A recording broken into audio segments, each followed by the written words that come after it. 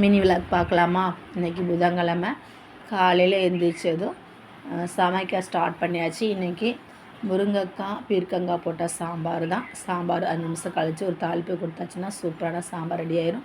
சாதம் குக்கரில் வச்சுருக்கிறேன். இப்போது நான் பீர்க்கங்காய் வாங்கியிருந்தேன், அதை தோல் சீவி நல்லா கழுவி வச்சுருக்கேன். அதை வச்சு ஒரு சட்னி அரைக்க போகிறோம். பாத்திரத்தில் எண்ணெய் ஊற்றிக்கிட்டேன்.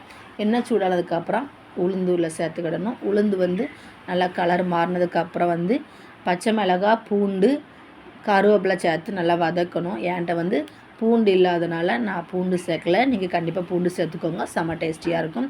வதங்கினதுக்கப்புறம் நம்ம கழுவி வச்சுருக்க பீர்க்கங்காய் தோலை சேர்த்துக்கிடணும். சேர்த்துட்டு நல்லா வதக்கணுங்க. பீர்க்கங்காய் 2 விதமாக இருக்கும். ஒரு பீர்க்கங்காய் கசக்கும், ஒரு பீர்க்கங்காய் கசக்காது. அதை நம்ம பார்த்து வாங்கணும். கசப்பான பீர்க்கங்காய் வாங்கிட்டோன்னா சாப்பிடவே முடியாது. அதை சாப்பிட்டு பார்த்து வாங்கணும்னு சொல்லுவாங்க. நான் அப்படி தான் வாங்கினேன். ஆனால் எல்லாருமே சாப்பிட்டு பார்த்து கொடுப்பாங்களான்னு தெரியாது. ஸோ அது பார்த்து வாங்கிக்கோங்க. இப்போ தோல் நல்லா வதங்கினதுக்கப்புறம் இஞ்சியும் உப்பும் சேர்த்துக்கிடணும். மறுபடியும் 2 நிமிஷம் வதங்கினதுக்கப்புறம் புளியும் சேர்த்துட்டு நல்லா வதக்கி எடுக்கணும்.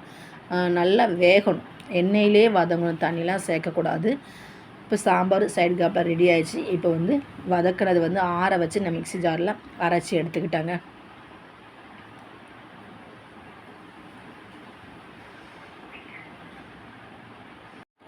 சூப்பரான பீர்க்கங்காய் துவையல்னு சொல்லலாம், சட்னின்னு சொல்லலாம். சூப்பராக ரெடியாச்சு. கண்டிப்பாக நீங்கள் ட்ரை பண்ணி பாருங்கள். இந்த வீடியோ பிடிச்சா லைக் பண்ணுங்கள்.